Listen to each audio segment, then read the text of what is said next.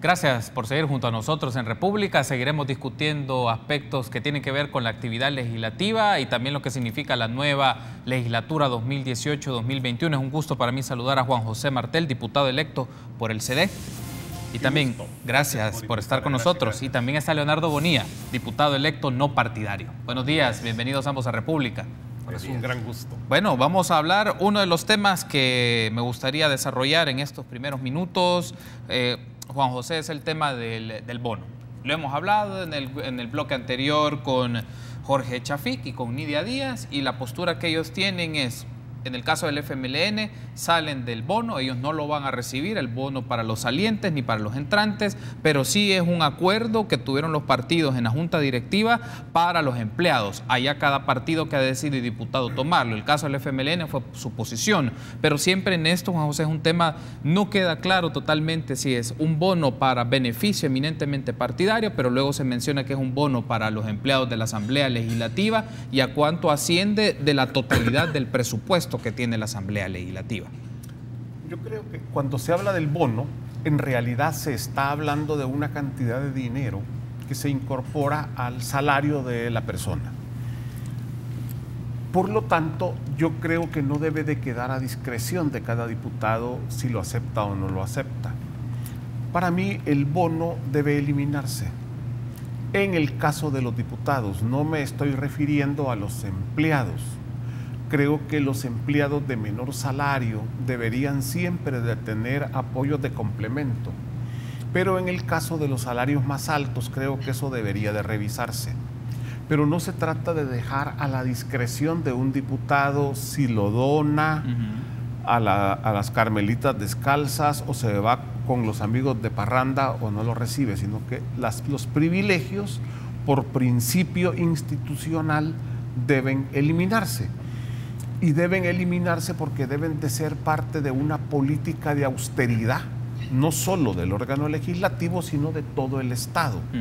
Yo creo que la Asamblea, que es de alguna manera el órgano que está más a los ojos de toda la opinión pública, porque la Asamblea Legislativa, los periodistas están a la hora de las plenarias, están a la hora de las comisiones, caminan por los pasillos de la Asamblea Legislativa, cosa que no sucede con el Poder Judicial, por ejemplo. Los periodistas no están en las sesiones de Corte Plena, no están en las sesiones de las distintas salas, todo se maneja en una total oscuridad y opacidad, igual que en el órgano ejecutivo. Entonces creo que si la Asamblea da el ejemplo, va a contribuir de manera positiva a un proceso de austeridad de todo el Estado. Yo creo que ese es el punto de fondo en el marco de la eliminación de privilegios, que a mí me gusta que eso se esté comenzando a entrar en el debate nacional, porque durante la campaña electoral no se habló, excepto los no partidarios y Cambio Democrático como partido, nadie más planteó temas de austeridad durante la campaña que incluyen reducción de junta directiva. Nosotros propusimos desde el año pasado que 5 era el mejor número, señalamos los privilegios que era necesario eliminar y hasta allí dijimos que la pregunta periodística de ¿y usted como candidato cuando sea diputado va a aceptar el bono o va a aceptar tal cosa? Era una pregunta incorrecta porque dejaba a la discrecionalidad de un funcionario algo que debería de eliminarse. Entonces creo que qué bueno que ahora ya hay debate sobre estos temas y debemos más adelante, voy a explicar lo que debería de ser a mi juicio una política de austeridad de todo el Estado. Vamos a hablar también en los otros segmentos, Juan José y Leonardo, el tema de la configuración de la legislatura, la junta directiva, pero de fondo mi interés es ver si se puede hacer reformas organizacionales y en la gestión de la Asamblea Legislativa. Es un órgano al final compuesto por diferentes personas y unidades y en la medida que esto se maneje de forma adecuada, transparente y eficiente, también los ciudadanos pueden tener más confianza, pero de momento siempre la Asamblea Legislativa resulta caja de resonancia, en algunos casos desmedidos y en otros casos más que merecido. Pero bueno, Leonardo, ahora me gustaría escuchar tu punto de vista sobre esto.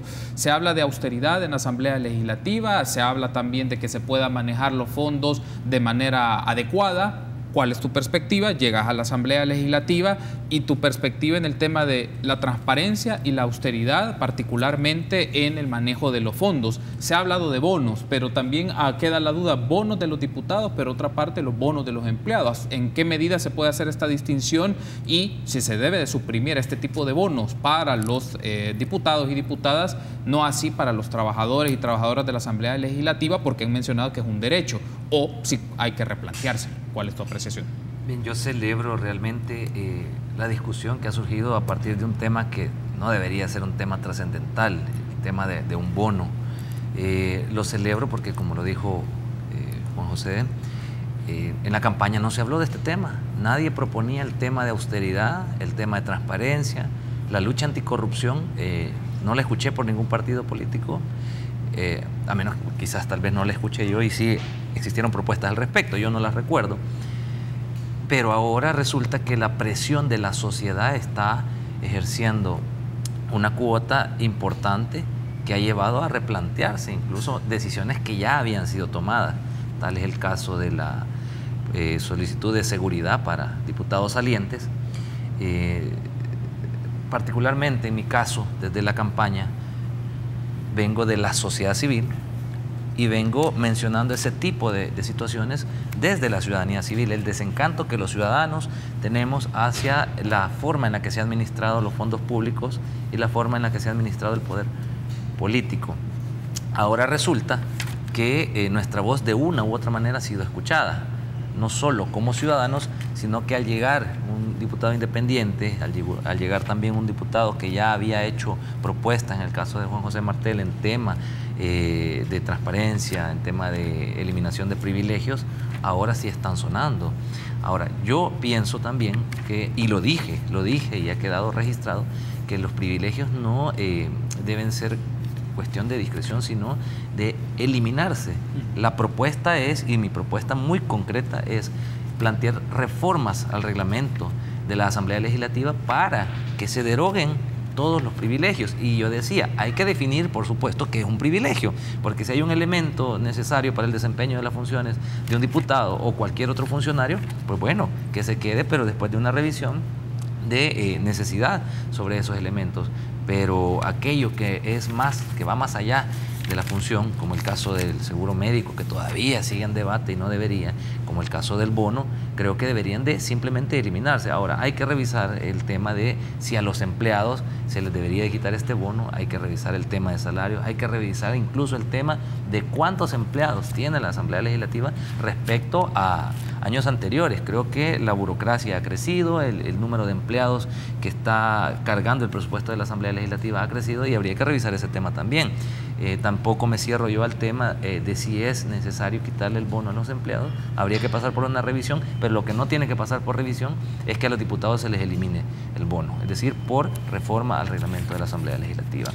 Ahora, un asunto que quiero aprovechar y muy puntual para tener tu apreciación, Juan José, luego vamos con Leonardo, es el tema de, se habla de una lógica de austeridad y de transparencia.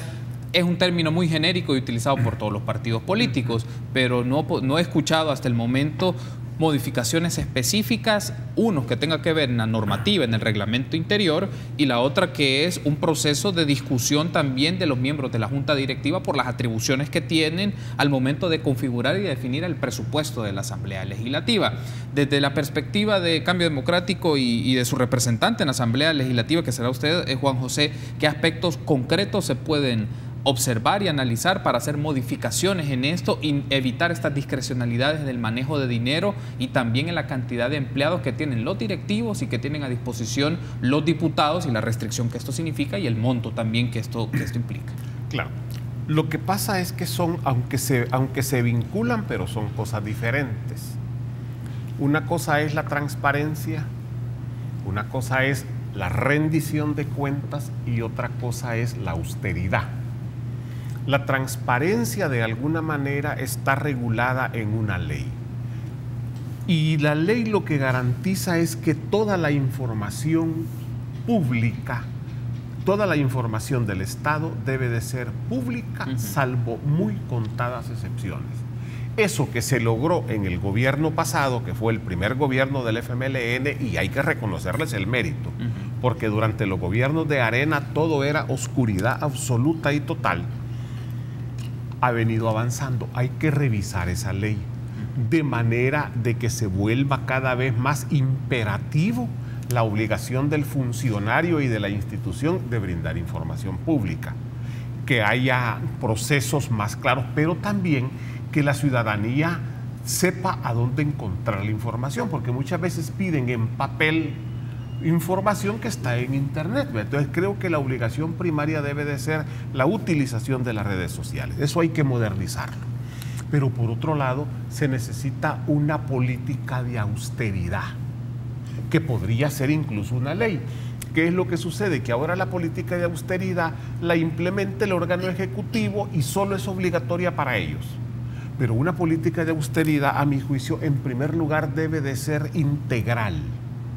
Es decir, debe de abarcar la totalidad de las instituciones públicas, los 3 órganos del Estado, el Ministerio Público, las municipalidades y las autónomas deben de estar incorporados en una sola política de austeridad. En segundo lugar, debe de ser total, es decir, no solo para el de arriba ni solo para el de abajo, porque por lo general la política de austeridad se le aplica a los de abajo, pero no se le aplica a los de arriba. Entonces tiene que ser total. En tercer lugar, una política de austeridad debe de ser en base a metas y resultados. No es tacañería ahorrar. Es que deben de producirse resultados y deben de llegarse a las metas con menos recursos.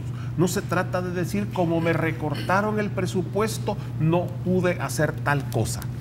En cuarto lugar, una política de austeridad debe de tener prioridades. Vamos a priorizar salud. A salud no tiene sentido cortarle presupuesto, ni a educación. Pero hay áreas en las que sí hay que cortar. Entonces, por lo tanto, la política de austeridad debe de tener prioridades. Y finalmente, bueno, tiene que tener mecanismos de evaluación y finalmente debe de ser permanente. No solo se trata para los tiempos de vacas flacas. Hayan vacas flacas o vacas gordas, las instituciones del Estado funcionan con recursos de la ciudadanía, con recursos públicos. Por lo tanto, austeridad, eficiencia y eficacia deben de ser elementos fundamentales. Ahora quiero aprovechar para hacer la transición a otro tema. Leonardo, es el protocolo de entendimiento y configuración de la Junta Directiva. Se los pregunto a ustedes específicamente. ¿Ya tienen acuerdos o ya han empezado procesos de negociación con diferentes grupos parlamentarios y diputados y diputadas que van a estar en la próxima legislatura sobre esta configuración? Porque en la entrevista anterior Nidia Díaz mencionaba que uno de los puntos era la representación que tenían y se estaba valorando una cantidad de entre 9 a 12 miembros de la Junta Directiva. Pero en concreto, ¿se han acercado a ustedes diputados de otros grupos parlamentarios para esto? Y si no ha sido así, ¿cuál es la posición que ustedes tienen? ¿Estarían en disposición o les interesa ser parte de la Junta Directiva de la Asamblea Legislativa? Bueno, no, realmente no hemos tenido parte en estas reuniones de protocolo de entendimientos. Con un solo diputado he hablado al respecto. De hecho, ni con Juan José hemos, creo, tocado ese tema. No sé si a él sí lo hayan invitado, pero estamos considerando que las negociaciones empezaron casi que el día después de la elección. Estas son unas negociaciones de carácter informal y acuerdos entre jefes, bueno, más no jefes de fracción, sino los secretarios generales de los partidos políticos. No hemos sido invitados a ellas. En algún momento los no partidarios, en mi caso particular, planteé que sí podría solicitar incorporarme en Junta Directiva. Eso no es una prioridad, ni mucho menos una exigencia, y también creo que no es algo que vaya a suceder. Eso no quiere decir que no podamos aspirar a tener participación en Junta Directiva, y es por efecto de representatividad, como lo están hablando, que es teoría, pero en la práctica al final es cuestión más de intereses. Tampoco estamos aspirando a una presidencia. Ahora bien, el tema de Junta Directiva pasa por el tema de privilegios, y es por eso que hay 14 directivos. No es porque sean necesarias 14 personas para ponerse de acuerdo en temas fundamentales, es cuestión de privilegios. Ahora están hablando de un número de entre 9 y 12 en Junta Directiva, que 12 creo no es una reducción sustancial.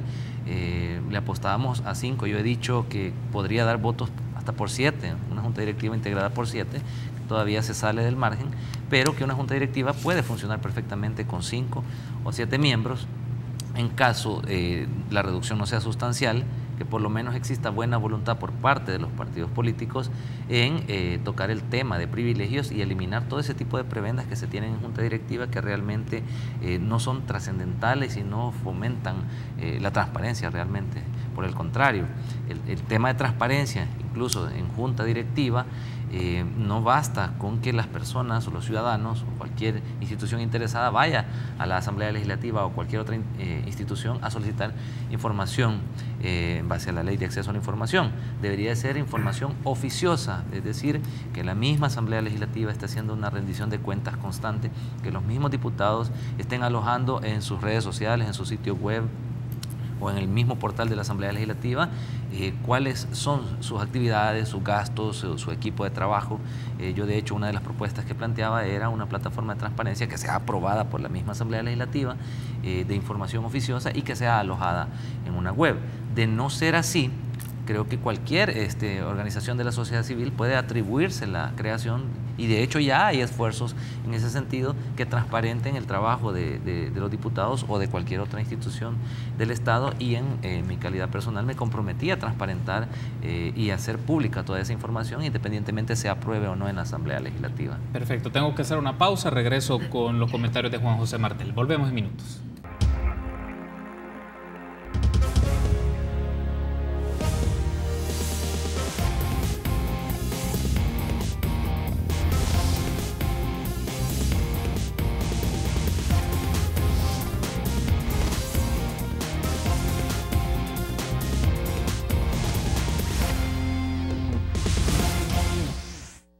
Gracias por seguir junto a nosotros en República. Seguimos platicando con Leonardo Bonilla y Juan José Martel sobre actividades de la Asamblea Legislativa y el protocolo de entendimiento para la nueva legislatura. Juan José, en el caso de Cambio Democrático, ¿se han acercado? ¿Usted ha tenido ya un proceso de diálogo, de negociación? Si hay una aspiración a ser parte de la Junta Directiva o no hacerlo, o más bien, ¿bajo qué términos usted estaría respaldando con su voto la configuración de la nueva Junta Directiva? Bueno, hasta este momento no hemos sido convocados a ninguna reunión para hablar sobre el tema de un protocolo de entendimiento. Nos hemos enterado por los medios de comunicación que los partidos que están ya en la Asamblea Legislativa, seguramente como se ven todos los días, como que han estado conversando. Pero quiero dejarle claro a la ciudadanía que Cambio Democrático no ha sido invitado hasta este día, a esta hora, a participar en nada de eso. Ahora, yo creo que es necesario que se haga y que se haga pronto. La verdad es que en este momento ni siquiera somos legalmente diputados electos, porque todavía no han sido publicados los resultados en firme de estas elecciones y todavía no tenemos la credencial, el cartón, ¿verdad?, que nos acredita que hemos sido electos diputados. Es decir, que si usted me dice, mire, tiene una prueba de que ha sido electo, no la tengo, maestro. Entonces, en ese sentido, creo que aparte del señalamiento al tribunal de una incapacidad ya crasa, ¿verdad?, que ya da grima, creo que es necesario iniciar pronto un proceso de conversación. Ahora, nosotros hemos sido claros que la Junta Directiva debe reducirse. Hemos sido claros en plantear un número ideal de 5. Un presidente, 2 vicepresidentes y 2 secretarios, a nuestro juicio, son más que suficientes. Entendemos que hay un juego de intereses políticos entre las distintas fuerzas que no va a permitir ese número, porque Arena hay como 4 que quieren ser presidentes, ¿verdad? En el otro hay 3, en el otro hay 1, en fin, y uno comienza a darse cuenta de que hay un juego ahí. Pero lo importante es que se logre la reducción, que para mí sería el primer paso. Va a ser una reducción a lo mejor 7, 8, 9 por ahí. No es lo que se quiere, pero ya es un primer paso. En segundo lugar, yo capacidad para estar en la Junta Directiva tengo y de sobra. Pero soy realista, no es ese mi objetivo. Mi objetivo no es ser directivo, mi objetivo es lograr que se reduzca la Junta Directiva. Y en ese sentido estoy consciente de la correlación numérica que tenemos al interior de la Asamblea. Ahora, yo creo que hay elementos que deberían de quedar en un protocolo de entendimiento. Y es cuál es la gran ruta que debe de tener el órgano legislativo en los próximos 3 años. Dentro de 3 años en que no vayamos, en que termine esa legislatura, ¿Qué le queremos dejar al país? Creo que debería de discutirse o como parte del protocolo o en las primeras reuniones una agenda de perspectiva política de la Asamblea Legislativa como órgano. ¿Valdrá la pena dejarle al país las bases para un gran acuerdo de nación en los temas fundamentales? Yo creo que vale la pena. La Asamblea Legislativa, que es el único órgano que concentra todos los partidos políticos que han obtenido, pero que es el pluripartidista, puede serlo. Por otro lado, no convendrá dejar la ley del agua aprobada, por ejemplo, en esta temática, la ley del servicio civil, que se vuelve claro, estamos hablando de austeridad en el Estado, estamos hablando de transparencia, pero no, estamos hablando de la profesionalización que necesita el servidor público, y eso es fundamental, parte de los estándares internacionales lo exigen. Creo que esas cosas deberían ser parte también de un protocolo de entendimiento que, aunque a lo mejor no se firma no se firma el 1 de mayo, pero que debería de quedar abierto a la discusión. Ha mencionado algo interesante, Juan José, y voy a tener la reacción de Leonardo y la suya. Antes quiero pedir que nos pasen una parte de un video que tuvimos de un análisis, de un panel de analistas mujeres, donde Naida Acevedo mencionaba esto. ¿Cómo se puede analizar los temas que tienen o que asume la nueva legislatura? Escuchemos y luego tengo sus reacciones. Que hay que tener también muy de cerca, sobre todo por las decisiones que se vayan tomando en función de propuestas de ley existentes, que además tienen su espejo, su propuesta de ley espejo, con sus distorsiones, por supuesto, unas desde un enfoque, otras desde otro tanto, por ejemplo la ley del agua, y que ahora tienen correlaciones para, en efecto, generar este enfoque más hacia lo privatizador. Tenemos la prohibición de la minería metálica, que puede, por supuesto, regresar a un proceso de debate, a una asamblea legislativa que cuenta con votos suficientes ahora para poder revertir esa decisión. Tenemos en el tintero el tema del reconocimiento del derecho a la alimentación adecuada desde el rango constitucional, que nunca sucedió la ratificación y que desde ese planteamiento y esa posición será muy difícil que avance desde una perspectiva de enfoque de derechos, ¿verdad? Hay una cantidad de leyes que no se lograron aprobar durante los periodos anteriores. Ahí tenemos entonces las declaraciones de Naida Acevedo Medrano, analista, especialista en políticas públicas, de un panel que tuvimos hace unos cuantos días, Leonardo, y menciona temas interesantes, el tema del agua y el tema también un escenario ante una correlación de partidos de derecha que pueda revertir la ley contra la minería metálica. En este caso, como diputado o diputado electo no partidario, ¿cuál es tu posición ante estos dos casos? No, realmente esos son señalamientos que ya se habían hecho desde antes de la elección sin saber cómo quedaba la correlación de fuerzas dentro de la Asamblea Legislativa. Es cierto, la aritmética podría dar para que ciertos sectores puedan presionar ahora por volver a meter en discusión el tema de la minería metálica. Mi posición muy particular, pero enfocada a lo que la sociedad, aquellos ciudadanos y organizaciones que me apoyaron están solicitando, es en contra de la minería metálica. Al menos esa es la posición que nosotros vamos a sostener y pues nos opondremos con toda la fuerza posible. No sé, creo que Juan José iría en la misma línea, no sé, él lo planteará, pero no es posible que regresemos al debate del tema de minería metálica cuando ya ha quedado prohibido, y pues habrá que tomar decisiones en este sentido y serán los diputados que estén a favor. No sabemos si ese sea el caso, estamos hablando de una hipótesis que puede no suceda y esperaríamos no suceda, pero la correlación da para que esto pudiera entrar al debate y tendrán que responder a la ciudadanía por una decisión que puedan tomar en este sentido. El tema de la ley de agua es un tema vital, debió haberse aprobado hace más de 6 años, si es que no más.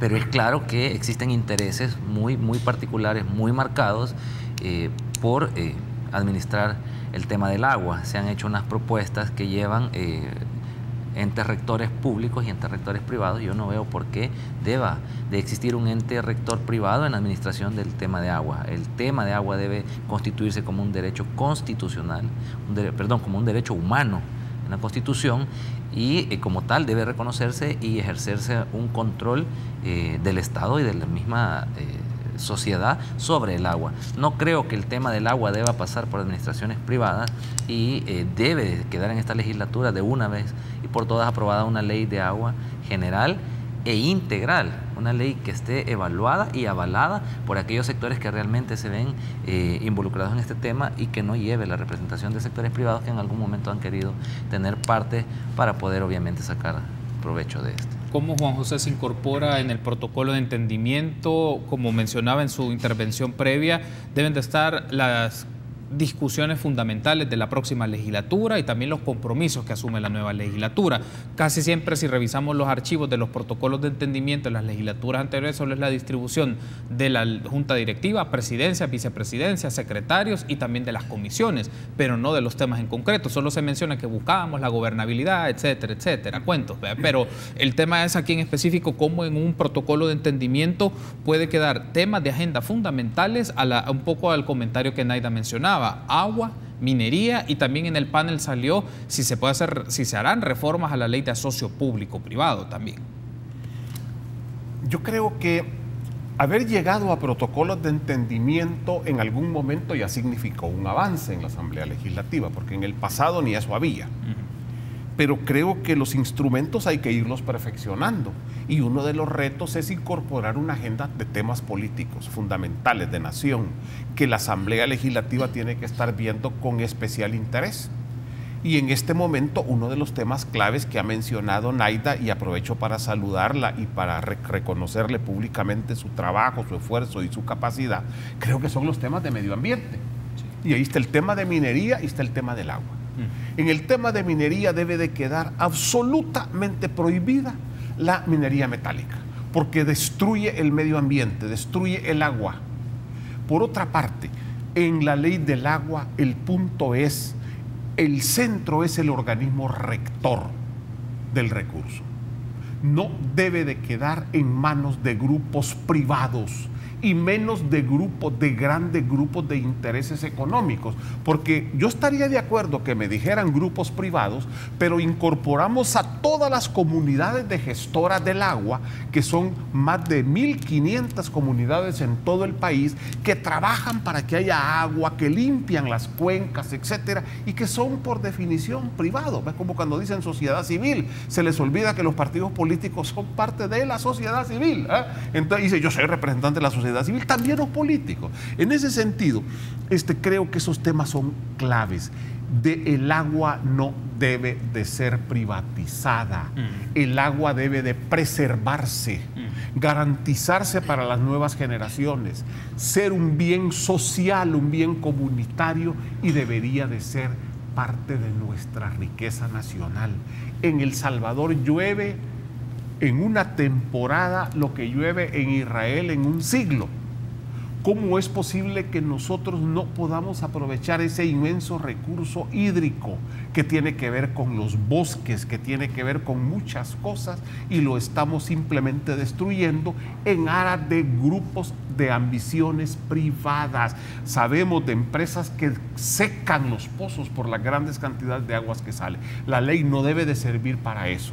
Por lo tanto, una crítica, y con esto cierro, que yo le he hecho siempre a las organizaciones, es que andan pidiendo la ley del agua, la ley del agua. No, digan cómo debe de ser esa ley, porque un día de estos van a hacer una ley en que van a poner al grupo administrador del recurso en manos privadas y les van a decir, vaya, aquí está su ley del agua que tanto querían. Tengo que cerrar la entrevista, tengo un minuto a cada uno sobre el tema de socio público-privado, porque también surgió en una de las discusiones de los precandidatos de Arena valorar el tema hacia las cárceles, o por lo menos salió ese tema ahí. Claro, puede ser que quedó en el aire o puede ser que se retome dentro del grupo parlamentario. ¿Cómo ven esto de reformas a la ley de asocio público-privado, Juan José, y luego Leonardo? No, yo creo que el problema del señor Calleja, que es el que dijo esto, me parece, él tiene muy poco conocimiento de política y a cada rato dice unas perogrulladas increíbles en materia económica. No le hagan caso. Lo que hay que ver son los intereses que se están jugando. Creo que lo más importante en Arena es 3 multimillonarios que por primera vez hay disputas entre ellos de intereses, no solo políticos, sino económicos, que van a una elección interna de su partido con 124,000 afiliados. Interesante. Esto es inédito en la historia del Salvador y va a provocar una serie de cosas. Por eso es que yo no hago mucho ruido en esto de la Asamblea Legislativa, porque los estoy dejando para ver con qué cara llegan el 23 de abril después de su elección.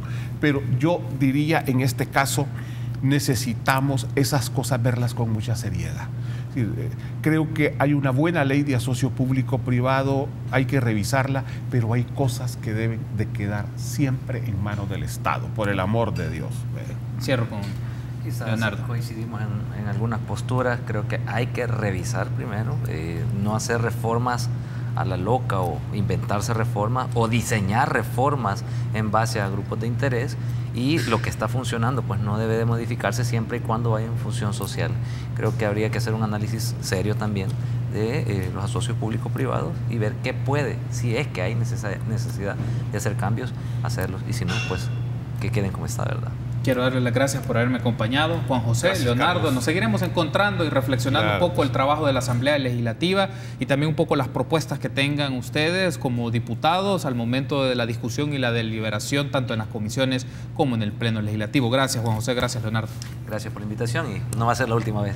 Gracias por haberme acompañado. gracias. Y a ustedes, amigos, nos encontramos mañana, 6:30, en República.